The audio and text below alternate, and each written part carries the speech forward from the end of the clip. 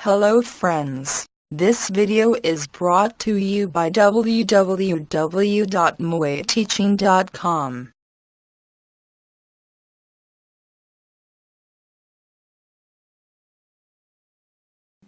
Probability.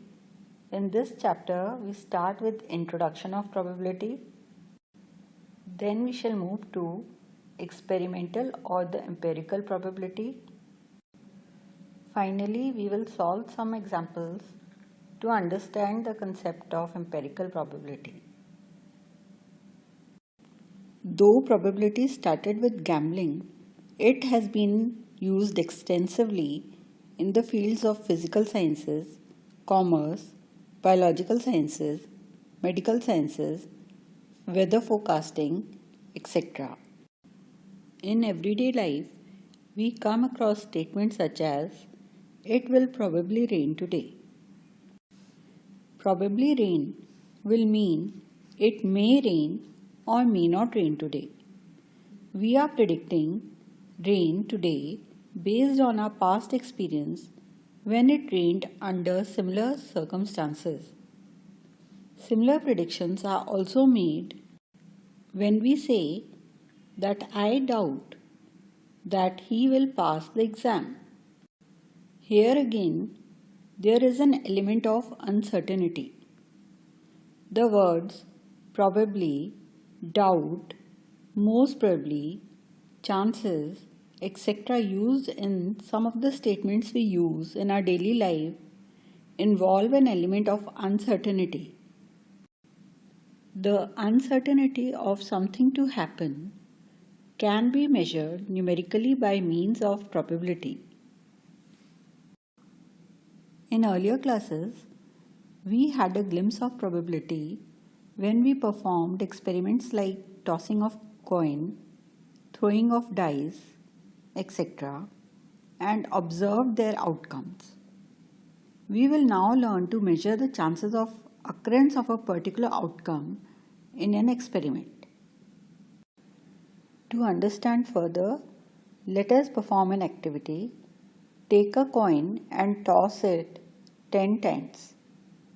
Note down the number of times a head and a tail comes up. Suppose after performing the experiment, we get 6 heads and 4 tails. Now, write down the values of the following fractions. Number of times head comes up by total number of times the coin is tossed equal to 6 by 10. Also calculate number of times tails come up by total number of times the coin is tossed. In this case, we get 4 by 10. In this activity, tossing the coin 10 times is the experiment. Getting a head in a particular throw is an event whose outcome is head. Similarly, getting a tail is an event with outcome tail.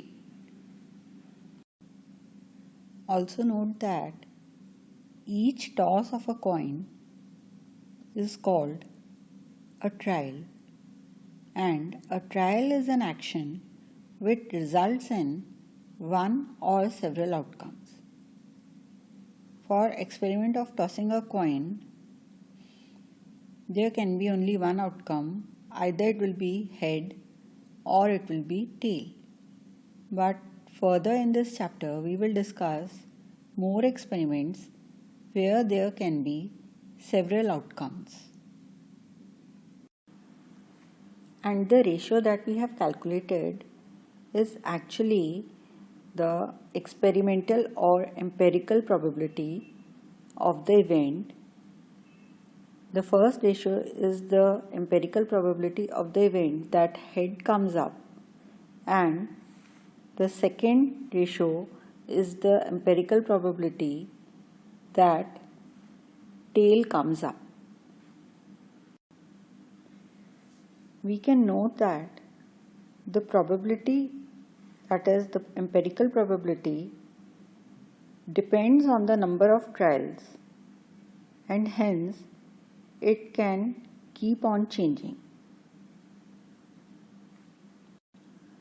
Suppose if we toss the coin 20 times, then we can get completely different ratio of the probability of getting head or probability of getting tail. So we conclude that the empirical probability depends on number of trials undertaken and the number of times the outcome you are looking for comes up in these trials, so it can keep changing. Let us take up another activity to understand the concept of empirical probability more clearly. Let us perform this activity. Divide the class into 3 groups. Let us name the groups as A, B, and C. Now let a student in group A toss a coin 15 times and let one of the other student in his group record the observation regarding heads and tails. Suppose in group A, when the student tossed the coin for 15 times, he got 3 heads and 12 tails. Similarly, next, the student of group B tosses the coin 15 times and on recording we find that he gets 7 heads and 8 tails.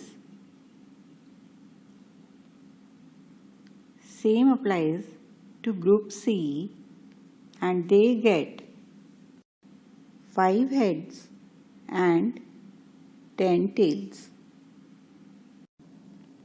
Let us now calculate the ratio cumulative number of times head comes up by total number of times the coin is tossed. We get 3 by 15 for group A. Next we get 7 plus 3, 10. 10 by 15 plus 15, that is 10 by 30. For group B, because we are calculating cumulative number of times the head appears, that is why we are adding the number of heads.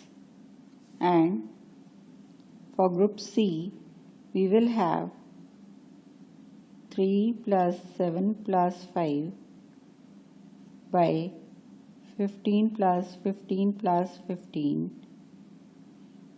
which comes out to be 15 by 45. Likewise, we can also calculate cumulative number of times tail comes up by total number of times the coin is tossed, which is equal to 12 by 15, then 8 plus 12 by 15 plus 15, which is equal to 20 by 30, then 12 plus 8 plus 10 whole by 15 plus 15 plus 15, which is equal to 45, 30 by 45. In this table, column number 4 is nothing but the empirical probability of getting a head. Note that this probability kept changing depending on the number of trials and the number of heads obtained in these trials. Similarly, the empirical probability of getting tails is contained in column 5 and it is also changing. For instance, here we are considering probability of getting tail when 15 trials are performed. In the next step, we are considering probability of getting tail when 30 trials are considered, and in the third part we are considering probability of getting tails when 45 trials are performed. And we also note that as the number of trials or the tosses gets larger, the value of the fraction comes closer to 0.5. We can calculate and check the exact values and see that as the number of tosses get larger, the value of the fraction comes closer to 0.5. Also note that in this chapter we shall be finding the empirical probability, though we will write probability for convenience. Let us read the question. A coin is tossed 1000 times with the following frequencies: heads 455 times and tails 545 times.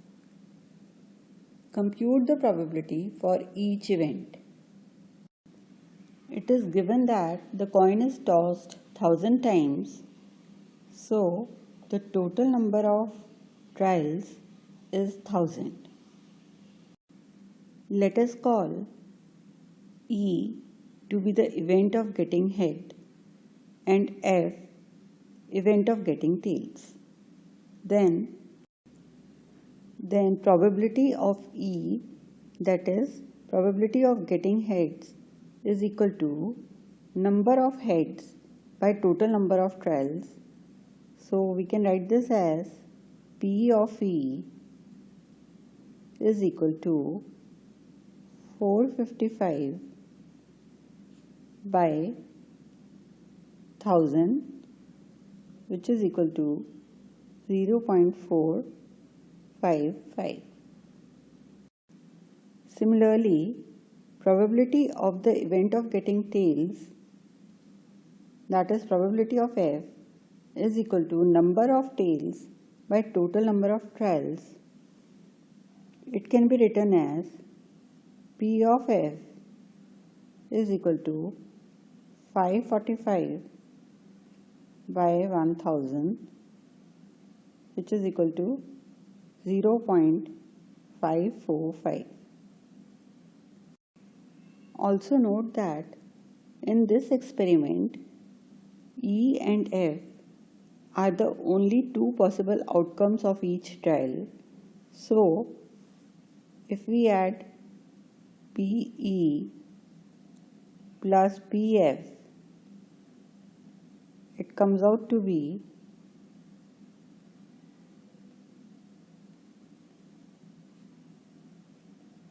1.